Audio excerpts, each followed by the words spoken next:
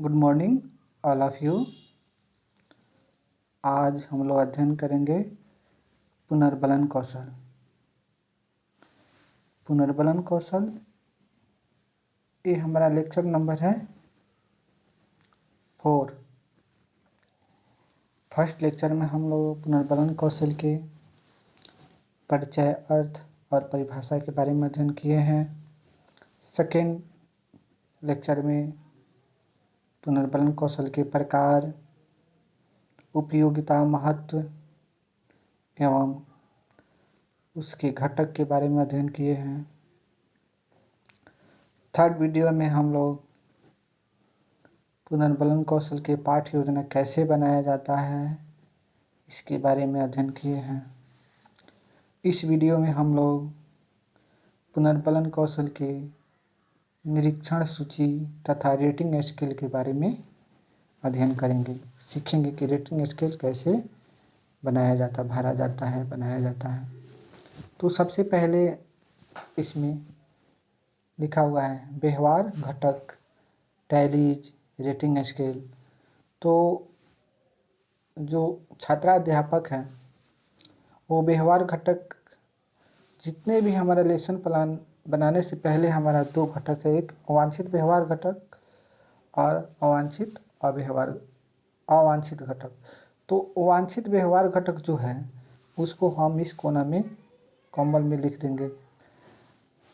सबसे पहले विद्यार्थी का जो है, छात्राध्यापक का वह काम है कि इसको भर दें। तो कम जगह होने के कारण मैंने इसमें नहीं भर पाया हूँ।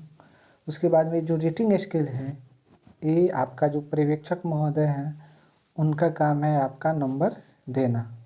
कितना नंबर दें, आप का जो घटक के अनुसार आप कितना अच्छा काम किए हैं, घटक के अनुसार आप टीचिंग किए हैं कि नहीं किए हैं।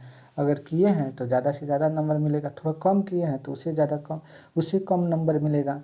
इस तरह जैसे मान लीजिए पहला आपका घटक है प्रशंसात्मक कथनों का प्रयोग करना। अगर एक छात्राध्यापक अपने छात्रों के लिए प्रशंसात्मक प्रश्न कथन का प्रयोग किए हैं तो पर्यवेक्षक जब निरीक्षण कर रहे हैं तो देख रहे हैं, तो आपका नंबर, जैसे आप किए हैं तो आपका नंबर मिला है 6 नंबर। तो रेटिंग स्केल में फिर 6 हम लोग लिख दिए हैं। दूसरा है हाव भाव या अन्य अशाब्दिक संकेतों का प्रयोग करना।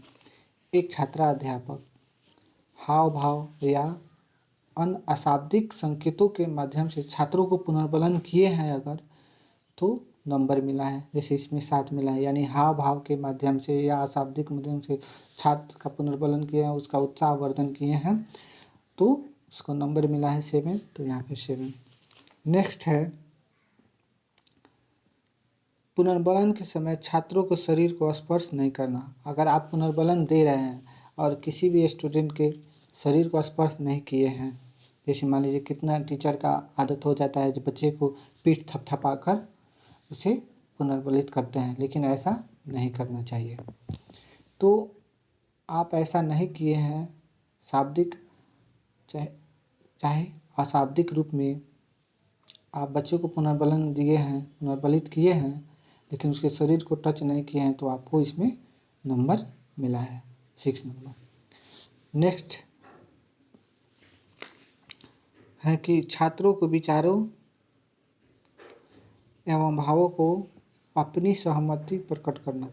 यानी एक शिक्षक होने के नाते अगर आपका छात्र आपके प्रश्न का उत्तर दे रहा है अपने शब्दों में, तो आप उसे स्वीकार कीजिए अगर उसे मिला जुला आंसर है तो।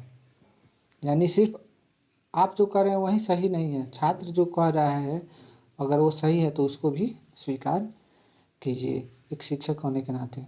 तो ऐसा कर रहे हैं तो फिर आपका नंबर मिलेगा, इसी में मिला है। नेक्स्ट है नकारात्मक शाब्दिक कथनों का प्रयोग करना। कभी कभी नकारात्मक शाब्दिक कथनों का प्रयोग करना चाहिए। जब गलत प्रश्न बच्चा आंसर दिया है तो आपको नहीं कहना चाहिए। अब मान लीजिए बच्चा गलत आंसर दे दिया तो आप हाँ नहीं ना कर सकते हैं, ना तो कहना ही पड़ेगा। तो इसमें आप समझ गए कि रेटिंग स्केल में क्या है, व्यवहार घटक में वांछित व्यवहार घटक इसमें भरेंगे और उसके अनुसार से इसमें मिलाकर टैली बनाया जाता है। उसके बाद आता है मूल्यांकन तालिका सूची।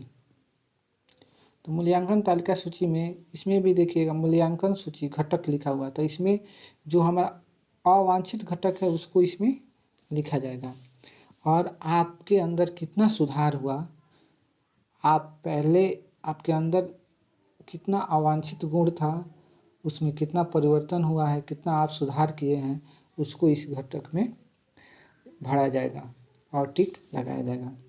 इसके बाद आता है पर्यवेक्षण टिप्पणी।